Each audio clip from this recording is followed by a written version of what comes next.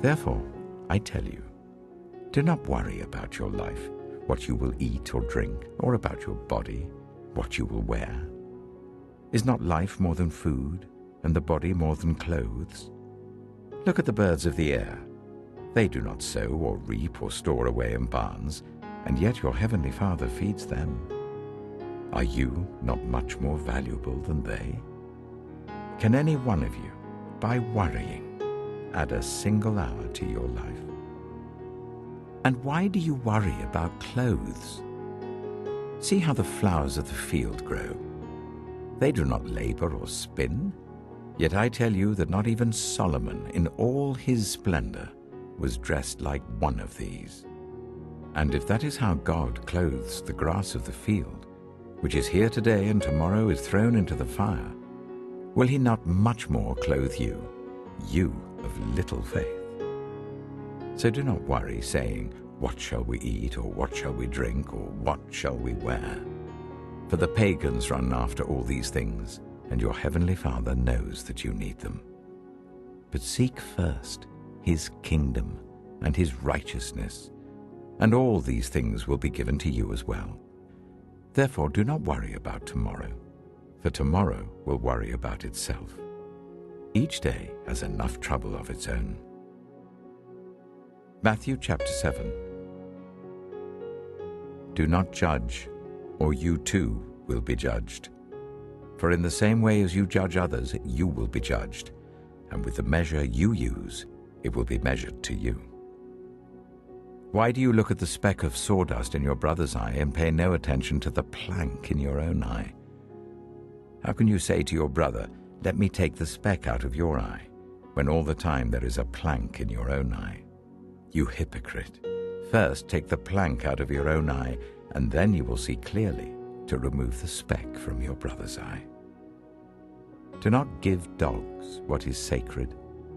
Do not throw your pearls to pigs. If you do, they may trample them under their feet and turn and tear you to pieces. Ask, and it will be given to you. Seek, and you will find. Knock, and the door will be opened to you. For everyone who asks receives, the one who seeks finds, and to the one who knocks, the door will be opened. Which of you, if your son asks for bread, will give him a stone? Or if he asks for a fish, will give him a snake? If you then, though you are evil, know how to give good gifts to your children, how much more will your Father in heaven give good gifts to those who ask him?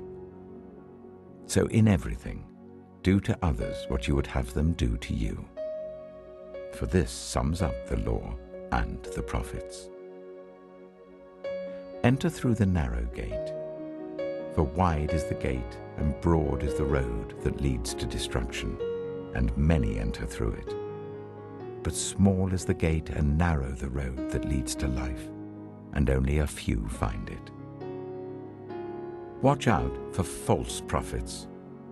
They come to you in sheep's clothing, but inwardly they are ferocious wolves. By their fruit you will recognize them. Do people pick grapes from thorn bushes or figs from thistles? Likewise, every good tree bears good fruit, but a bad tree bears bad fruit.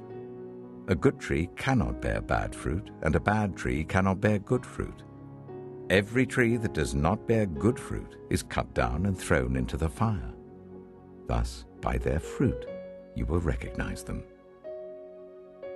Not everyone who says to me, Lord, Lord, will enter the kingdom of heaven, but only the one who does the will of my Father who is in heaven.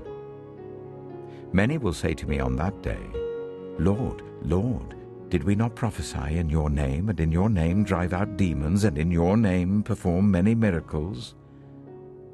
Then I will tell them plainly, I never knew you. Away from me, you evildoers.